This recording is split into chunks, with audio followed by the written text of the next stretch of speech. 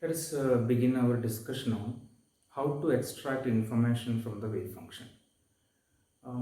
We should let us start with with the with some restrictions that are necessary on the wave function. There are some conditions that the solution of Schrodinger equation, that is the wave function, should obey so that it is an acceptable wave function for matter wave. Okay, so what are these restrictions or what are these conditions? One of them is this normalization of the wave function. What is the idea of normalization? We have already discussed the probability interpretation of wave function. Let us start with that. For the convenience, let us start with the one-dimensional situation. We will also generalize into three dimensions. And this idea of normalization, I will first discuss by assuming that the wave function has no time dependence. Or in other words, I assume that we are trying to normalize the wave function at time zero. Okay, what happens at a later time when the wave function evolves with time? This we will discuss slightly later. So consider that we are discussing the normalization of the wave function at time zero. So consider in the one-dimensional case, suppose a particle is traveling along the x direction, positive x-axis. There is some point here, x, okay, and and we want to find out what is the probability of finding the particle in different regions of this x-axis. Now, this probability in this situation, this probability function is a continuous function. Okay, then it means that we cannot pick out a single point x because position itself is a continuous variable. So it means that we cannot identify a point x1, x2, x3 or x and talk about the probability of finding the particle at that point. It's not possible. So what is possible is if there is some point x, what we can do is consider a small region of width, let us say dx, where dx is very small, dx can tend to 0.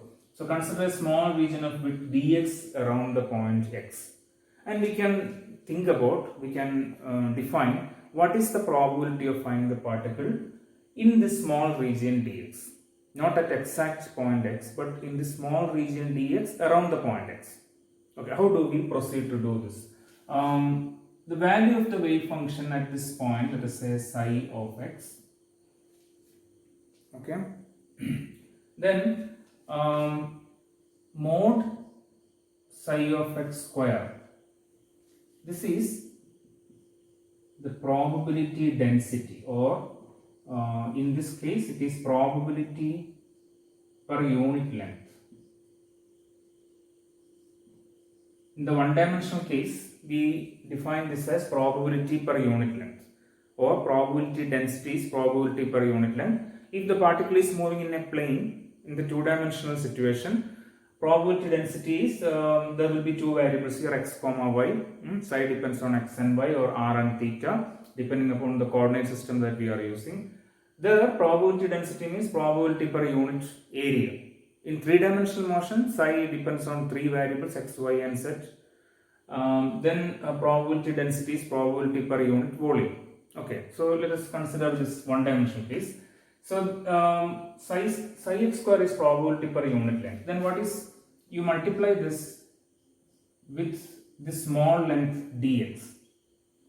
So this is probability per unit length. Multiplying it with a small length dx, what you get is probability. So this is probability of finding the particle around the position x. Probability around the position x at some time. Okay, I have not discussed time factor. Let's assume that this is the value of the probability of finding the particle around the point x at time 0. Okay, we will bring in time a little later. So this is probability around x. Now we can ask the question, what is the probability of finding the particle between the points A and B? Okay, x equal to A and x equal to B. If this is the probability around the point x, what we can do is from A to B in this region, we can divide into such small length dx. Okay, for example, this is one such slice. Okay, similarly we can divide this region into different dx. Okay, this is one value of dx, and consider similarly the next region. Okay, let us say around the midpoint you have another point, so have another wave function.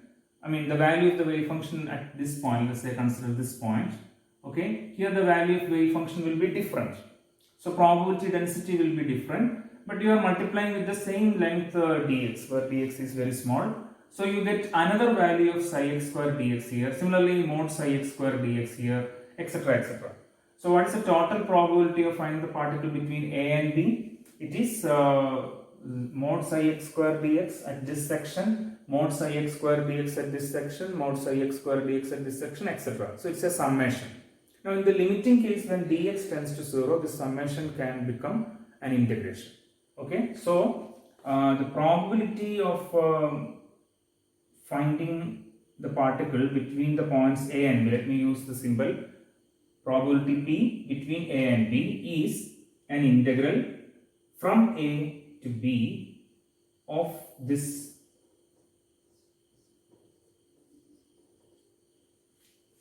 mod psi x square dx. So this is not a constant, the mod psi x square is not a constant, its value can be different here, different values of x, its value can be different. Okay, it need not be uniform, in general it is different.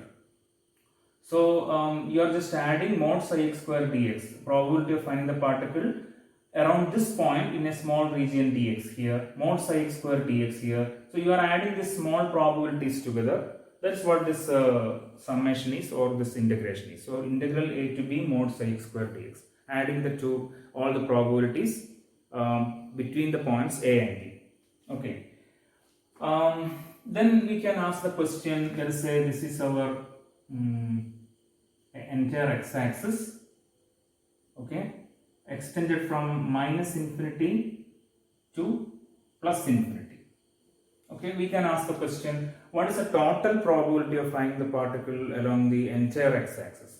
So if this is the probability of finding the particle between the points A and B, what is the total probability of finding the particle along the entire x-axis? You are just extending A to minus infinity, B to plus infinity. So the total probability is integral minus infinity to plus infinity of this thing, this summation. You are dividing, but basically what you are doing is you are dividing this entire x-axis into small sections of width dx. In each width you find this wave function and you multiply with mod psi x square you find and multiply with dx. Okay, so and you are adding all the probabilities. So this is the total probability of finding the particle along the entire x-axis. And what is the value of this probability? If you take a measurement of the position of the particle, it will be somewhere along the entire x-axis. Okay, it can be somewhere along the entire x-axis. We don't know where it is, but it can be, we are sure that it can be somewhere along the entire x-axis.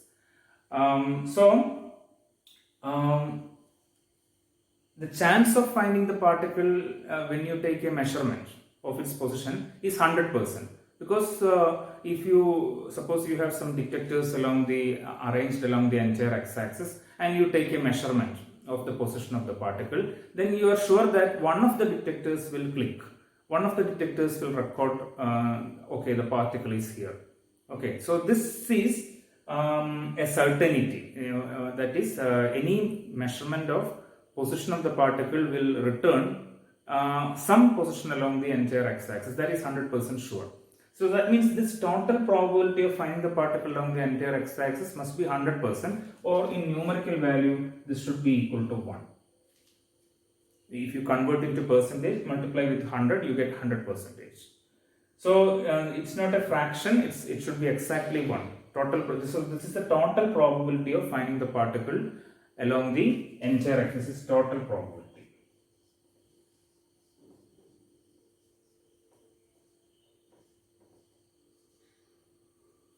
Okay, so this means total probability is equal to 1, and this is called normalization condition.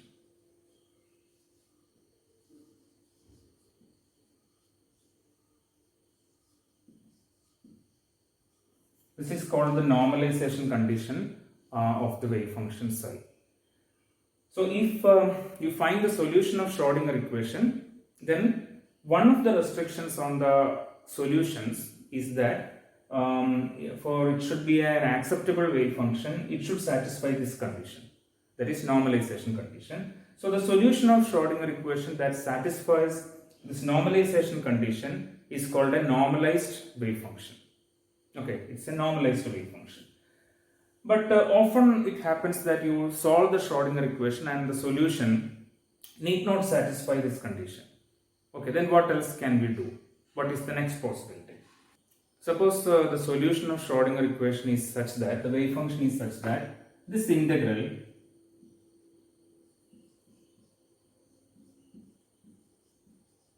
is equal to some finite value. Not 1, but some finite value. Then we can see that total probability is equal to some finite value. Let's say it is some let us say maybe less than 1 or greater than 1. Okay, but both are not acceptable. What we want is, if this mod psi x square is the probability density, then the left hand side is equal to total probability of finding the particle along the entire x-axis, and this should be exactly equal to 1. So when you get this as a finite value, it means that this quantity mod psi x square is no longer probability density. What we can say is that in this situation, what we can say is that mod psi x square is proportional to probability density.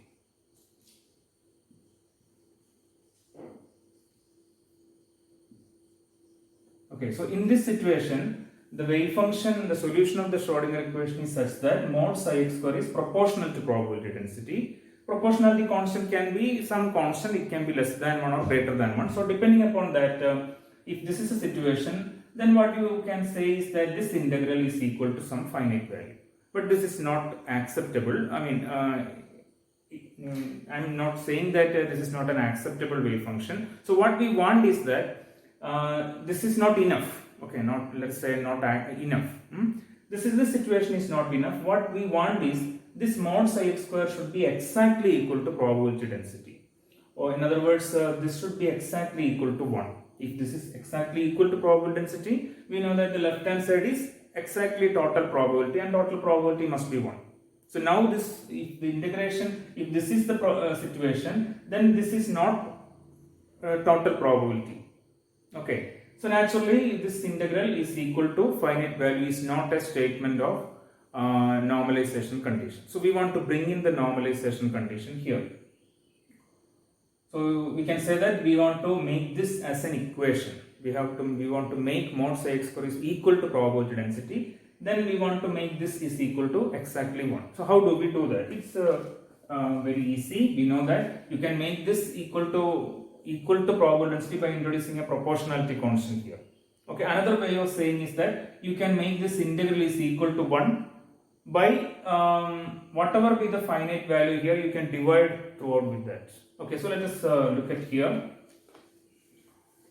So this type of a wave function where this integral is equal to finite value, or mod psi x square is proportional to probability density, this is called an unnormalized wave function.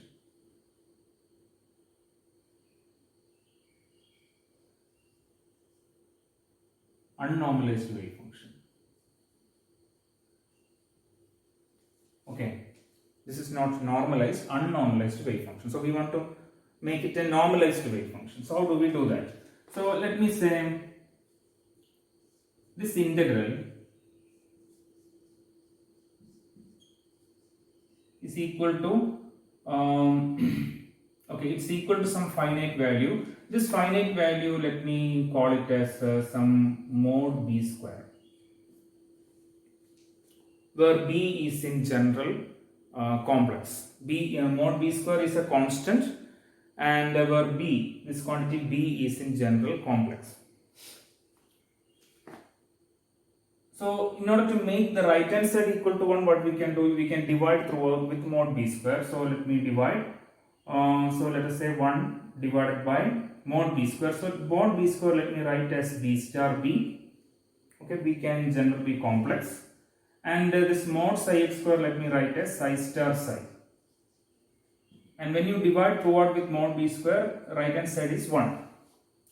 Now here, let me write this b star. Let me combine this b star along with psi star and b along with psi. Then this integral you can write as psi star by b star, which is psi by b star psi by b dx equal to 1. Okay, now let this 1 by b equal to some other constant a, which is also a complex quantity in general. If b is complex, then a also is complex. Then this integral will become a psi star a psi dx equal to 1. Okay. So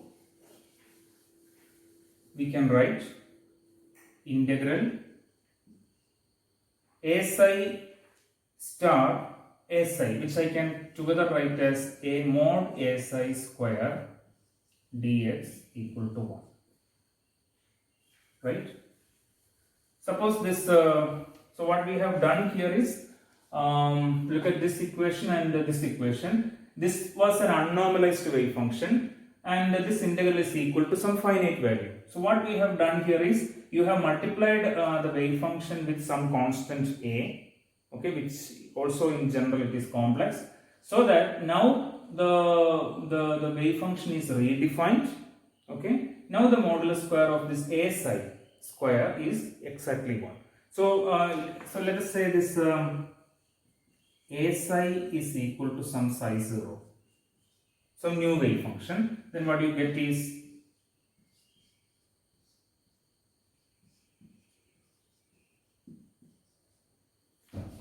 compare this equation and this equation. This is an unnormalized wave function where this integral is equal to some finite value. Now when you multiply it with some suitable constant, what you get is the normalization condition. Okay, so this is called normalized wave function. Psi 0 is called normalized wave function.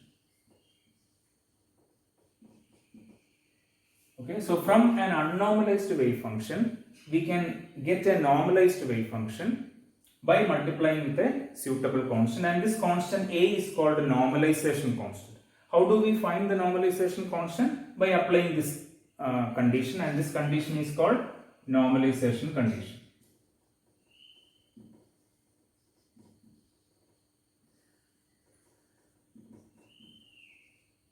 So for an unnormalized wave function, this is the situation.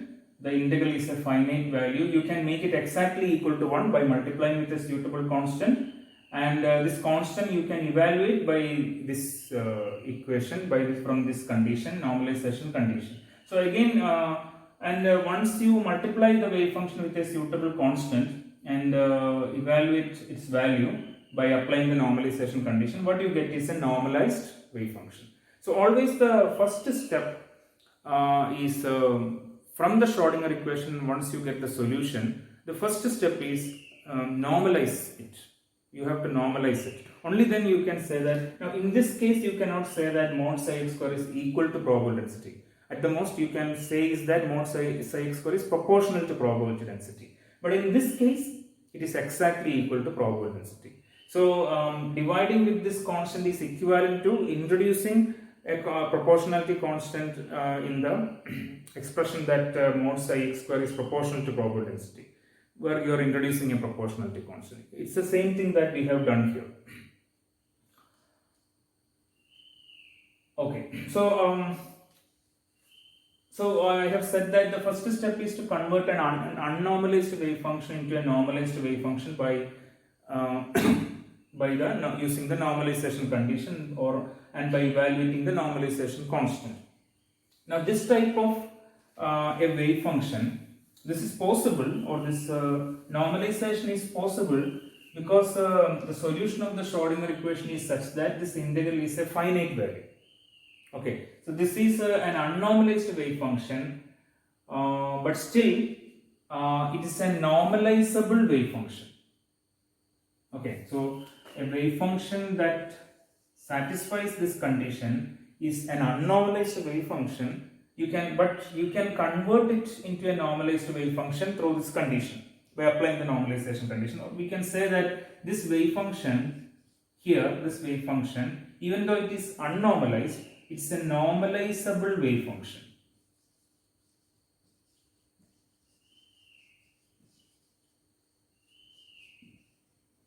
So what is the condition for a normalizable wave function?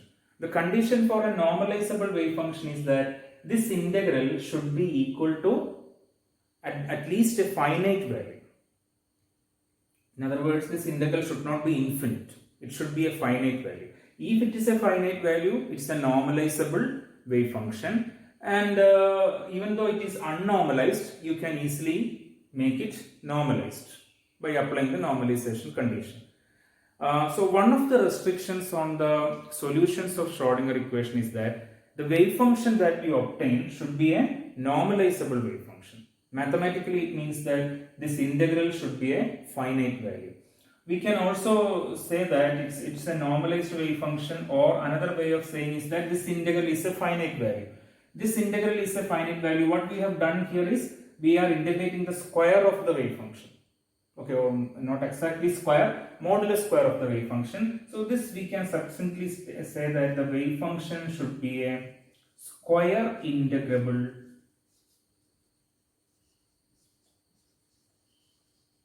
wave function. These are the same thing. These are not different. They are the same thing. We are doing stating in different ways. That's all. It should be a normalizable wave function. In other words, it should be a square integrable wave function. In other words, this integral should be a finite value. Okay. Now, mathematically, if you look at this, this integral, the requirement, this restriction that this integral should be a finite value, imposes two conditions on the nature of the wave function. What are these conditions? So as we have been saying, a normalizable wave function should satisfy this equation. Okay, it should be a square integrable wave function, or this integral should be a finite value. Now this imposes two conditions, two restrictions on wave function. One is that the wave function should be finite.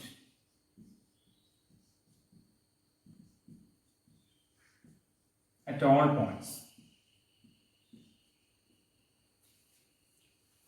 At all points on the x-axis. We are talking about a particle moving along the x-axis, one-dimensional situation. So at all points along the x-axis, that means in the domain of this integration between minus infinity and plus infinity, the wave function should be finite. This is clear. Only if the wave function is finite, this integral gives you a finite value.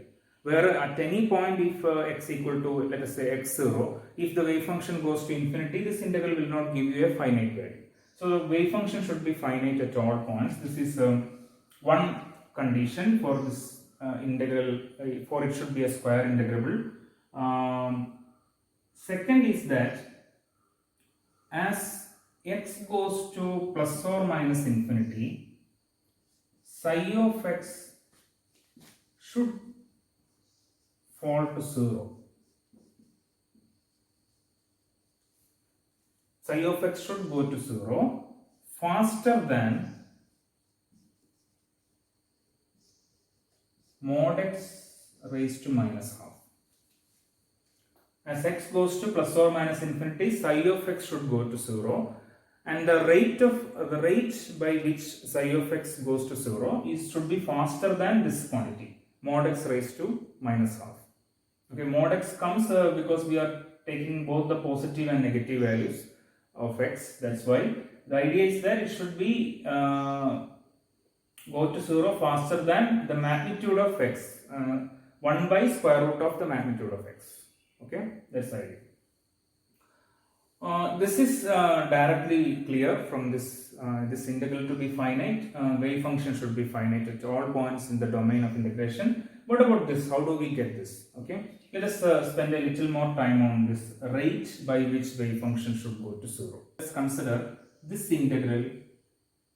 So integral from some x0 to infinity mod psi of x square dx.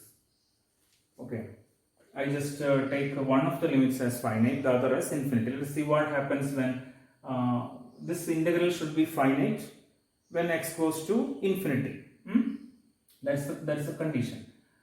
Consider this integral, and now let this mod psi of x square is equal to x raised to n. Okay, it's some function of x, so let me take x raised to n, where n is a real number. Then what you get is integral x0 to infinity x raised to n dx. So let us see what are the values of n for which this integral becomes infinity. Then from that we can deduce the condition for this integral to be finite. Okay. Okay, so let me take a different value. Suppose n is greater than or equal to 1. If n is equal to 1, what you get? Integral x dx. When you integrate, you have x square by 2. Putting upper limit to infinity, you get the value of infinity. So x equal to 1 will not help. X greater than 1, definitely you get infinity. So for this, you get integral is infinite.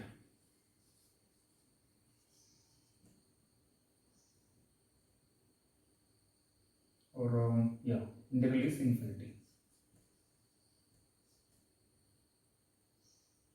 Or we can say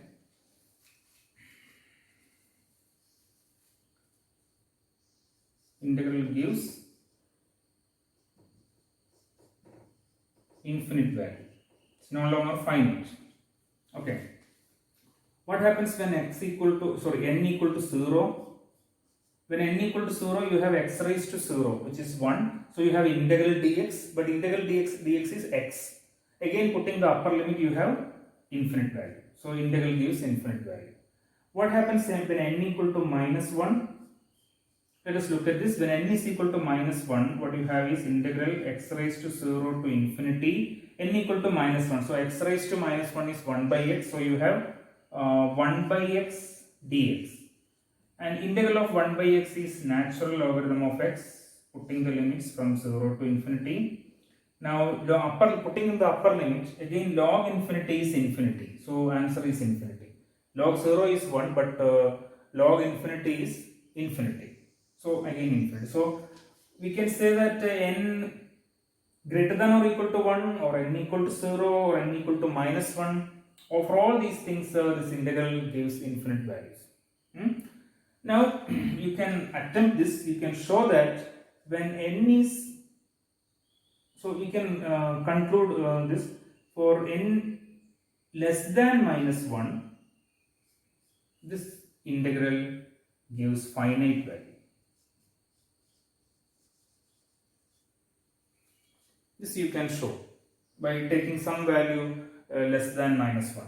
Okay, so the condition is that for n greater than or equal to minus 1, this integral gives infinite value. For n less than minus 1, this integral gives finite value.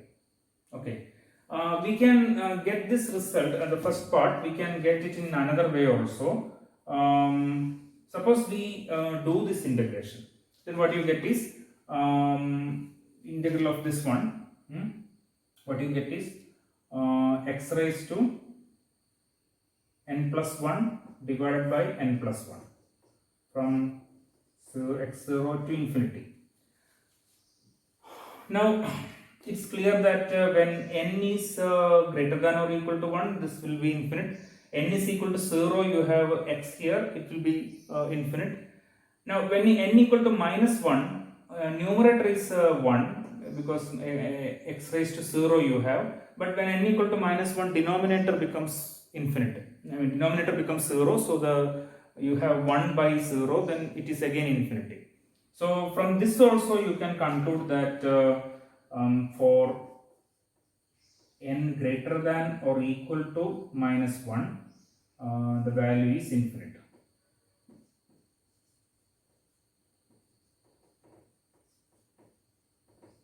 On the other hand, if n is only slightly less than minus 1, you get a finite value. For example, you take n is equal to minus 1.1. N can be any real number.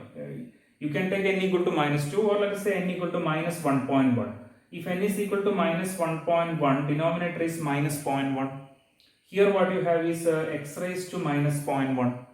X raised to minus 0.1 means 1 by x raised to 0.1. So x has gone to the denominator. So putting n equal to infinity, you have 0 value. For the upper limit you have 0 value. For the lower limit you have some finite value, 1 by x0 raised to 0.1. So the entire thing is finite. So we can say that for n less than minus 1 you have finite value. Okay. So we can conclude that this quantity integral x raised to n dx is finite. Okay, this is equal to finite if x raised to n goes to 0 faster than x raised to minus 1. Okay, n should be less than minus 1. That means x raised to n should go to 0 faster than x raised to minus 1. Okay, it should be like faster than x raised to minus 1. It means that the power or the value of n should be less than minus 1. That's the idea. So here we have put psi x square equal to x raised to n. So I can say from this one, this is finite, or this integral is equal to finite if mod psi of x square goes to 0 faster than x raised to minus 1, or which implies psi of x goes to 0 faster than if psi of x goes to 0 faster than x raised to minus half. If mod psi x square should go to 0 faster than x raised to minus 1, psi of x should go to 0 faster than x raised to minus half as x tends to infinity, that I have to add here also. Okay, so for this integral to be finite, it becomes finite if this integrand mod psi x square it falls to 0 faster than x raised to minus 1 as x goes to infinity, or psi of x should fall to 0 faster than you just take this square root on both sides. Okay, faster than x raised to minus half as x goes to infinity. Now when x goes to plus or minus infinity, you have to take the modulus of x here. You have to take just the magnitude of x here. So in general, when you consider both limits, you can say that psi of x should fall to 0 faster than mod x raised to minus half as x goes to plus or minus infinity. So this is how we get this condition. Okay. So for the integral to be the wave function to be normalizable or square integrable, or for this integral to be finite, there are two restrictions on the wave function. One is that the wave function should be finite at all points in the domain of integration. That means along the entire x-axis in our discussion. Second is that the wave function, as x goes to plus or minus infinity, the wave function should go to 0. Okay, at what rate? Faster than x raised to minus half. Now again, look at this second condition. Let us. We have been talking about one-dimensional situation. Okay, wave function depends only on x. So what is the nature of the second condition when we consider two-dimensional wave function and three-dimensional situation, two-dimensional motion and three-dimensional motion? When the wave function depends on two variables or three variables, can we? Is there any modification in this condition? Wave function should go to 0 at the boundaries as x, y, z goes to infinity, plus or minus infinity. But what is this variable? At what range? How do we write the normalization condition in two-dimensional case? So we are considering two-dimensional case. So what is the normalization condition? Now the wave function depends on two variables. So we should write mod psi square. It's an area integral. Okay, it should be equal to 1, where this integration is over an area. Now mod psi square is probability density, but this time it is probability per unit area. Okay, so that this part is the probability of finding the particle in a small area element dA. And when you integrate over the entire area, suppose you divide the entire area into small area elements, then you get probability of, this is the mod psi square dA is the probability of finding the particle in each area element. You add them together or integrate, then you get the total probability of finding the particle in the entire area, maybe in the entire xy plane, and this should be equal to 1.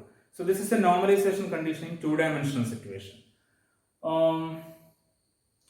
So what we were asking is here this for this integral for a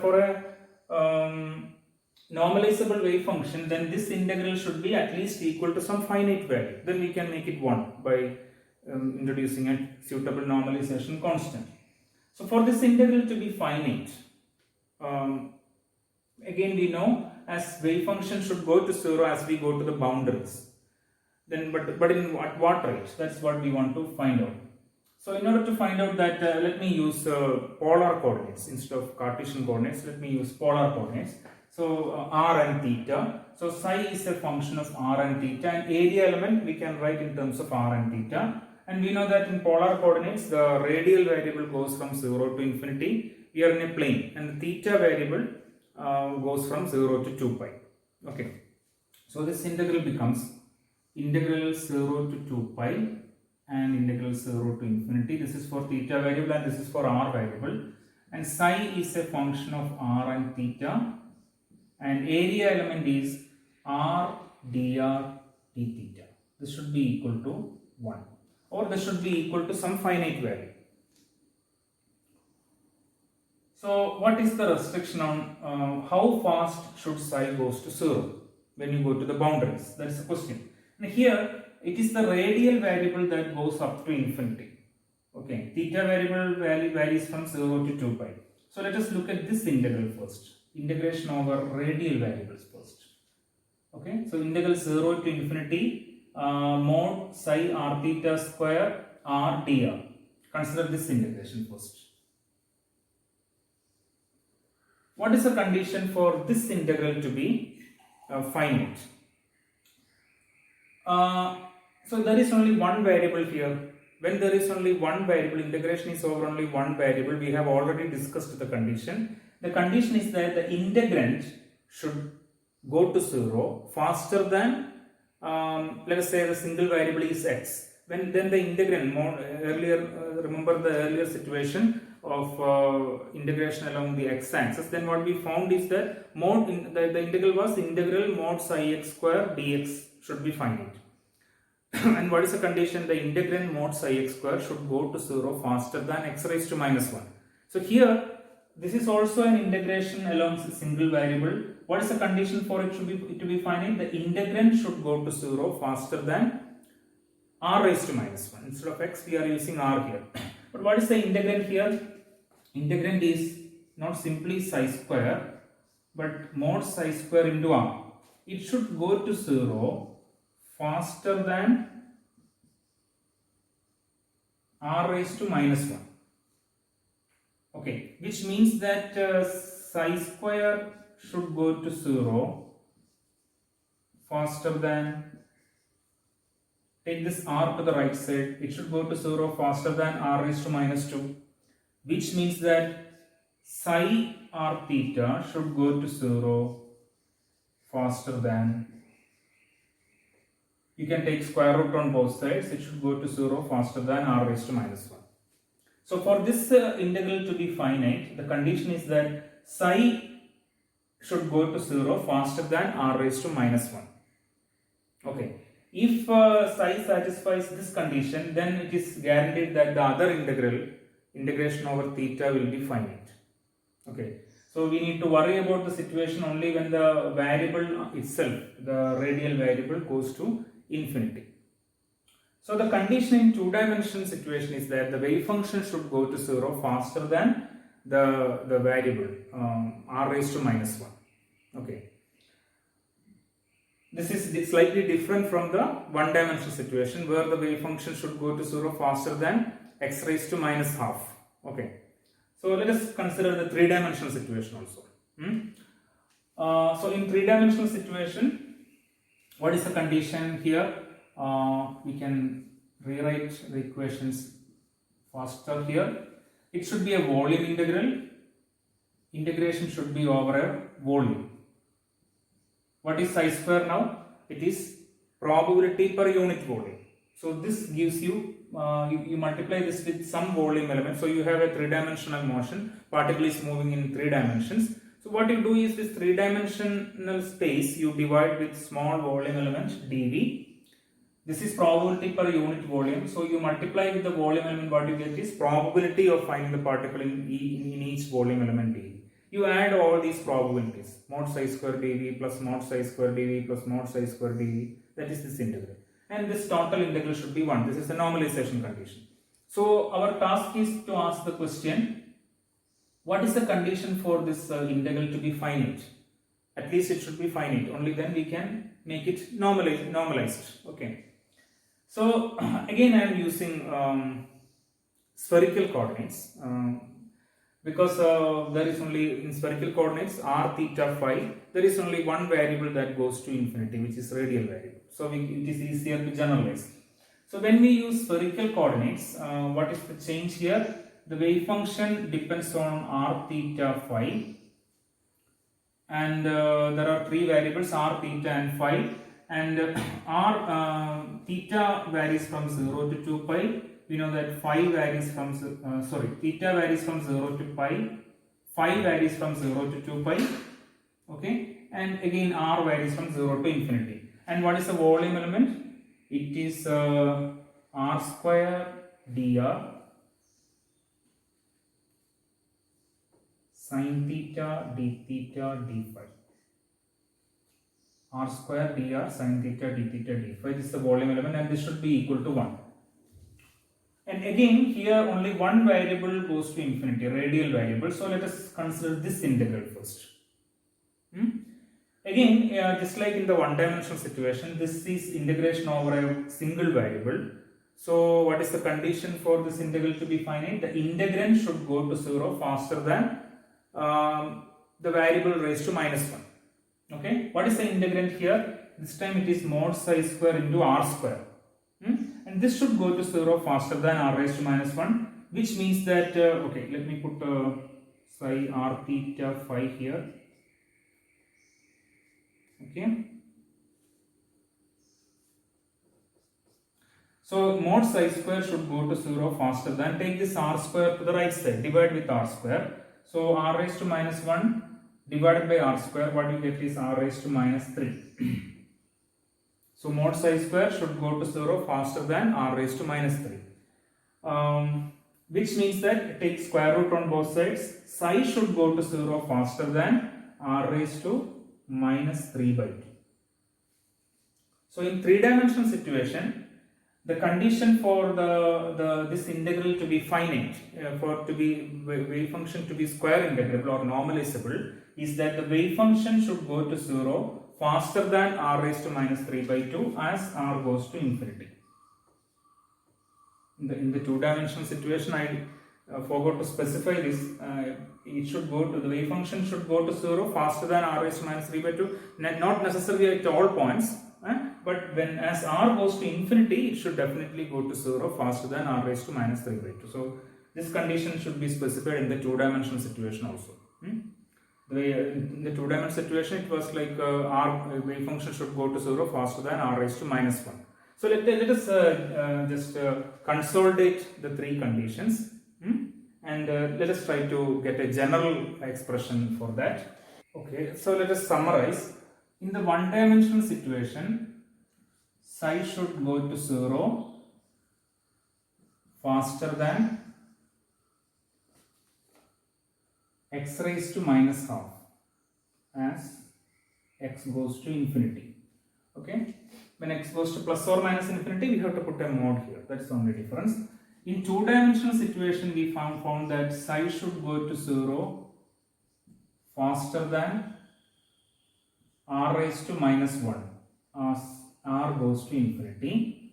In three-dimensional situation, psi should go to 0 faster than r raised to minus 3 by 2 as r goes to infinity.